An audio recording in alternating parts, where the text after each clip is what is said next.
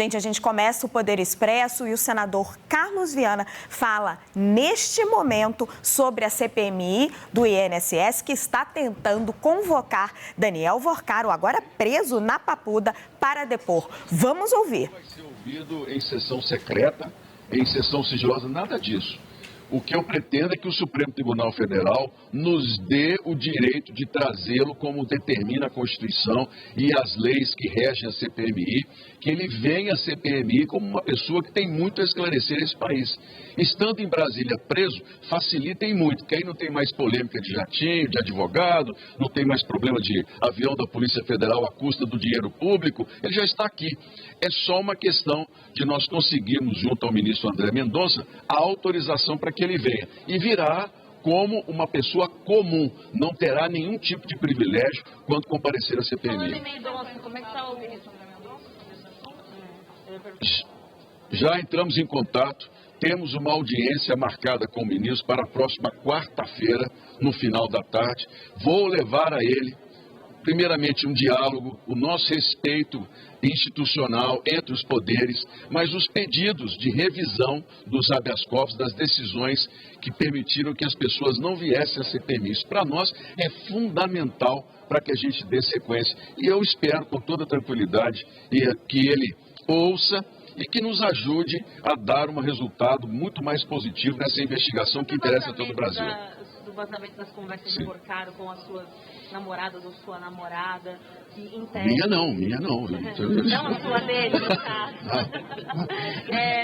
Dizer que saiu da CPMI, não teria saído. Olha, você tem alguma posição em relação a isso? Até porque, né, ela deve recorrer à justiça por a questão da LGPD e etc e tal.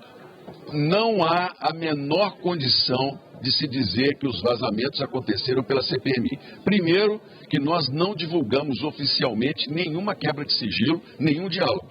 A presidência não assinou e não divulgou. Segundo ponto, esses dados foram manuseados por muitas pessoas. Eles chegaram à CPMI, foram para a presidência do Senado, depois para a Polícia Federal, voltaram à CPMI, ou seja, nós temos aí dezenas de pessoas que podem ter tido acesso e que podem ter feito o vazamento e fizeram um bem ao país. Fizeram um bem.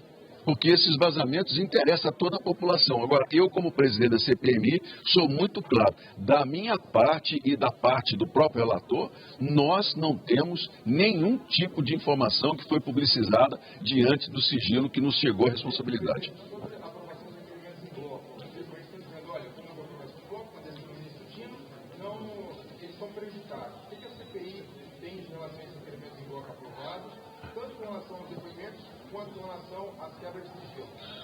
O julgamento dessa decisão está marcado para o Pleno do Supremo Tribunal Federal.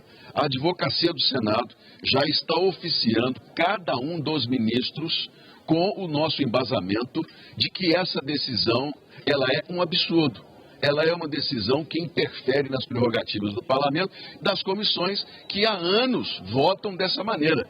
Ali não houve nenhuma inovação, nenhuma invenção.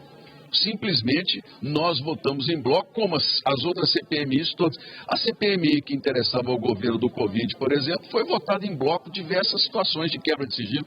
Não houve requerimento contrário.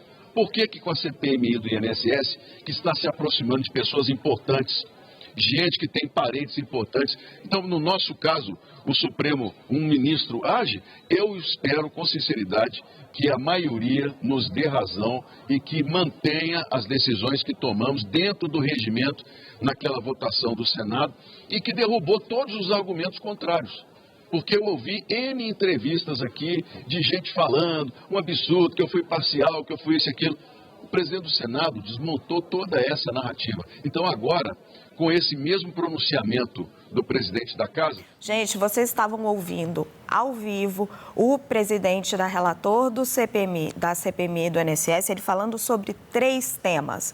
Ele vai tentar convocar Daniel Worcaro para depor, Daniel Worcaro que está hoje preso na Papuda. Ele estava falando sobre o vazamento dos sigilos, dizendo que a CPMI do INSS não tem culpa sobre o vazamento dos sigilos, que esses dados foram manipulados também pela Polícia Federal. E falando do julgamento do recurso da prisão de Daniel Worcaro, que começa a ser analisado hoje pela turma do STF.